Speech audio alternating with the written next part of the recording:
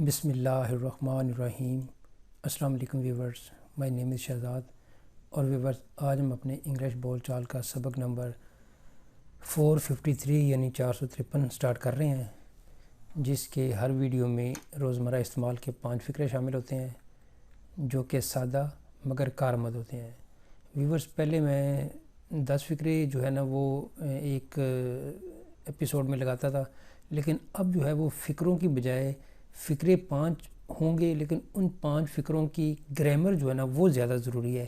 فقروں کی جو ہے نا وہ کوانٹٹی کم ہو جائے کوئی مسئلہ نہیں، لیکن گرامر جو ہے وہ ساتھ ساتھ جو ہے نا وہ اپڈیٹ ہوتی رہنی چاہیے۔ اس کا جو فارمیٹ ہے وہ بہت سمپل تھا، یعنی جسٹ اس میں تھوڑا سا یہ ہوگا کہ سلائڈ سینٹینس کی ساتھ گرامر جو ہے وہ ساتھ ہو جائے گی۔ اسی طرح جی آج کا جو سینٹینس نمبر 1 اور اوورآل 3341، مجھے یہ نوکری بیماری کی وجہ سے چھوڑنا پڑی۔ I had to quit this job because of illness۔ یہاں تک تو فقرہ سمپل ہے کہ مجھے یہ نوکری بیماری کی وجہ سے چھوڑنی پڑی۔ I had to quit this job because of illness۔ اب یہاں پہ ہمیں تھوڑی سی جو ہے نا وہ یہاں پہ ایک نو ہاؤ لینی ہے کہ یعنی سمجھ لیں کہ اس کو ٹپ کہہ لیں کہ بیکاز آف، جس طرح یہاں پہ آیا جی بیکاز آف ایک پریپوزیشن ہے۔ بیکاز آف النس یعنی پریپوزیشن کے بعد ناؤن آتا ہے، تو بیکاز آف ایک پریپوزیشن ہے، یعنی اس ٹپ میں آپ نے صرف جسٹ یہ ذہن میں رکھنا ہے کہ جو ہے بیکاز آف ایک پریپوزیشن ہے۔ سینٹینس نمبر ہے جی ہمارا 2۔ میں ان دونوں سے ناراض ہوں۔ I am angry at both of them۔ I'm angry at both of them۔ میں ان دونوں سے ناراض ہوں۔ اب یہاں پہ اس سینٹینس میں یعنی ہر سینٹینس میں آئندہ سے جو ویڈیو جو سینٹینس بنیں گے، جو فقرے آئیں گے، اس فقرے میں کوئی نہ کوئی گرامر کی جو ہے نا وہ سیکھ جو ہے نا وہ ضرور ڈالنی ہے، یعنی اس فقرے میں آپ کو کچھ سیکھنے کو کچھ ملے۔ سینٹینس کی جو ہے نا وہ بالکل ٹھیک ہے کہ 10 فقروں کی بجائے کم کر لیں، لیکن ان فقروں میں کوئی نہ کوئی چیز جو ہے نا وہ سیکھنے والی ملے، تاکہ اس طرح کے فقرے آپ زیادہ سے زیادہ اور بنا سکیں۔ تو اس فقرے میں جو ٹپ ہے وہ یہ ہے کہ ہم عام طور پر پریپوزیشن کے بعد both of plus object pronoun لگاتے ہیں، جس طرح ابھی یہ لگا جی I am angry at both of them۔ both of them یعنی آبجیکٹ کا پروناؤن کا آبجیکٹ والا حصہ۔ تو یہاں پہ یہ ٹپ ہوئی جی کہ ہم عام طور پر پریپوزیشن کے بعد both of plus object pronoun لگا سکتے ہیں۔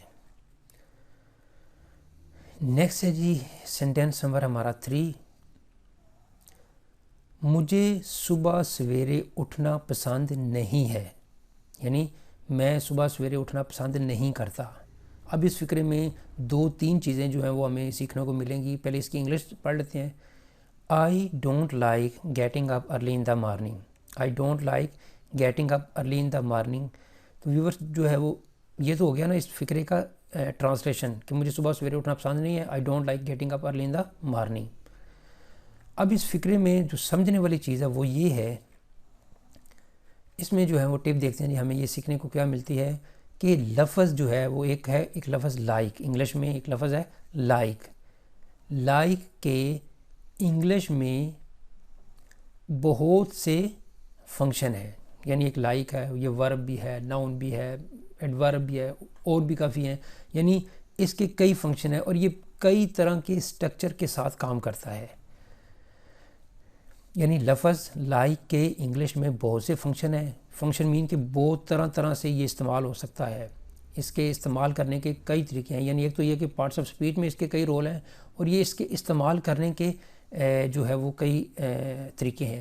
ان میں سے ایک جو طریقہ ہے وہ یہ ہے کہ اس کا جو ہے نا وہ لائک کے بعد ING کا سٹرکچر لیتا ہے، یعنی یہ لائک کے بعد ING کا سٹرکچر لیتا ہے، یعنی یہ ان ورب میں شامل ہے، ان لفظوں میں شامل ہے کہ یہ لائک کے بعد ING کا سٹرکچر بھی لے سکتا ہے اور لائک کے بعد انفینیٹیو کا بھی سٹرکچر لے سکتا ہے، اور دونوں کا مطلب جو ہے وہ چینج نہیں ہوگا۔ اب یہاں پہ اس میں تھوڑی سی چیز اور بتانے والی ہے کہ سپوز لائک کا آئی این جی اسٹرکچر، اس کو آپ کہہ سکتے ہیں جی سپوز ہم ایک فکرہ بناتے ہیں جی آئی ڈونٹ لائک سوئمنگ، تو سوئمنگ آئی این جی کا اسٹرکچر آ گیا. آئی don't like travelling, I don't like watching, I don't like surfing. تو یہ آئی این جی والے جو چیزیں ہیں وہ آ رہے ہیں. آئی don't like bowling, cooking, reading, studying اور ایٹنگ اینڈ ورکنگ. اس طرح اور بھی جو ہے وہ کئی ہوں گے. تو یہ والا جو ہے اس میں ہم جو ہے وہ کیا کرتے ہیں کہ اگر میں یہ لگاؤں کہ I don't like to swim, مجھے تیرنا پسند نہیں ہے. آئی ڈونٹ لائک سوئمنگ، مجھے تیرنا پسند نہیں ہے. مطلب یہ ہے کہ I don't like to cook, مجھے کھانا پکانا پسند نہیں ہے. آئی ڈونٹ لائک کوکنگ، مجھے کھانا بنانا پسند نہیں ہے. یعنی یہ ان لفظوں میں شامل ہے جو کہ اگر اس کو آئی این جی کے ساتھ استعمال کر لیں یا اس کو انفینیٹیو کے ساتھ یوز کر لیں، مطلب جو ہے وہ ایک رہتا ہے. تو یہ جو ہے نا یہ والا جو طریقہ ہے کہ ایک تو آپ کو جو ہے وہ گرامر کا نالج ملے گا، اور دوسرا جو ہے وہ 10 سینٹینس کی بجائے ان میں 5 ٹپس انگلش کی آ جائیں. وہ اور بھی میری کئی سیریز شروع ہوئی ہیں، لیکن جو ہے نا مطلب یہ ہے کہ بیسیکلی ہم نے سینٹینس تو ایک بہت بڑی تعداد ہو چکی ہے، اب 3000 تک ہو چکے ہوئے ہیں. تو گرامر کی جو ٹپس ہیں نا وہ ہزاروں میں سیکھی جائے وہ زیادہ بہتر ہے. نیکسٹ ہے جی سینٹینس نمبر ہمارا 4. آپ کو ناشتے میں کیا پسند ہے؟ پہلے اس کی ہم ایک ٹرانسلیشن کر لیتے ہیں. What do you like for break fast? What do you like for break fast. اب اس میں لائک لفظ جو آ رہا ہے، لائک کے متعلق تو ہم نے انفارمیشن جو ہے وہ پہلے لے لی ہے. تو لائک کے متعلق جو ہے نا وہ جیسے جیسے انفارمیشن اور سینٹینس آتے جائیں گے بیچ میں لائک کے متعلق ڈیفرنٹ چیزیں بتاتا جاؤں گا. تو آپ سے یہ ریکویسٹ ہے کہ جو ہے نا وہ آج سے گرامر کے نوٹس بنانا شروع کر دیں. ویورز جو ہے نا وہ اپنے ہاتھ سے جو چیز لکھی ہوئی ہے اس میں اور کسی کی بنی ہوئی چیز لینا زمین آسمان کا فرق ہے. یعنی جو اپنے ہاتھ سے لکھیں گے وہ آپ کے دماغ سے ہو کے، آپ کے دل سے ہو کے، وہ آپ کے ہاتھوں سے ہو کے پیپر پہ جائے گی، مین کہ وہ آپ کو سمجھ ہو کے جائے گی. اگر آپ نوٹسوں کی آپ آ جائیں کہ جی ہمیں نوٹس مل جائیں، فلاں چیز مل جائے، تو وہ نوٹس وہ تو جس نے تیار کیے ہیں اس کے، اور جو آپ کو تو وہ چیز نہیں. خود چیز بنانے سے جو چیز حاصل ہونی ہے اصل چیز وہ ہے. ادروائز تو نوٹسوں کو لے کے آپ جو ہے وہ الماریوں میں بھرتے رہیں گے، لیکن جو اپنے ہاتھ سے چیز جو بنائی ہوگی اس کا ایکٹ وہ تو سمجھ لیں کہ آپ بنے بنائے ایک جو ہے وہ پروفیشن بنتے جا رہے ہیں، پرفیکٹ بنتے جائیں گے. تو آپ کو ناشتے میں کیا پسند ہے؟ What do you like for break fast. اب اس میں جو ہے وہ بتانے والی چیز کیا ہے، یعنی میں نے یہ جو ہے وہ آپ کی دوبارہ ریپیٹ کر رہا ہوں کہ نیکسٹ ٹائم جو ہے وہ سینٹینس ہی وہ رکھنا ہے جس میں کوئی ایک آدھا سینٹینس نکل آ جائے کہ جس میں کوئی سمجھنے والی چیز نہیں ہے. جس طرح وہ بچوں کی سیریز چلا رہا ہوں تو اس میں کوئی ضروری نہیں ہے کہ ہر چیز بتائی جائے، لیکن وہاں پہ بھی اگر کوئی چھوٹی موٹی چیز بچوں کے لیول کی بتانے والی ہوگی تو وہ بتائی جائے گی. تو کوشش کروں گا کہ یہاں پہ جو ہے نا وہ سینٹینس ڈالا ہی وہ جائے جو کہ گرامر کا کوئی نہ کوئی اس کا حصہ ہے، بے شک رپیٹ ہی کیوں نہ ہو جائے. لیکن کیونکہ ظاہری بات ہے کہ آپ نے جب یہ اگلا لیسن پڑھنا ہے تو اس میں جو ٹپ ہوگی یا اس ٹپ کو حاصل کرنے کے لیے آپ جو ہے دوسرے ویڈیو ڈھونڈتے پھریں گے. تو جس کی گرامر نہیں بن سکے گی وہ بچوں کی کیٹیگری میں ڈال دوں گا. لیکن اس سیریز میں نیکسٹ ٹائم سمجھ لیں کہ آگے جتنے بھی سینٹینس ہوں گے اس میں گرامر کا کوئی نہ کوئی ضرور ہوگا. جس طرح میں کہہ رہا ہوں کہ بے شک اگر کوئی نہیں ہوگا تو وہ رپیٹ بھی ہو جائے گا، تو اس میں کوئی مسئلہ نہیں ہے. یہاں پہ بھی دیکھیں گے ایک ٹپ رپیٹ ہو رہی ہے.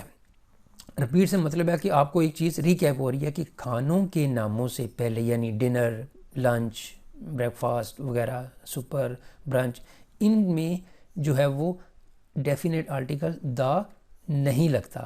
اگر لگے گا تو وہ فقرہ غلط ہو جائے گا. جیسے شی از کوکنگ دا لنچ، یہ فقرہ غلط ہے، یعنی لنچ کے ساتھ دا نہیں لگانا.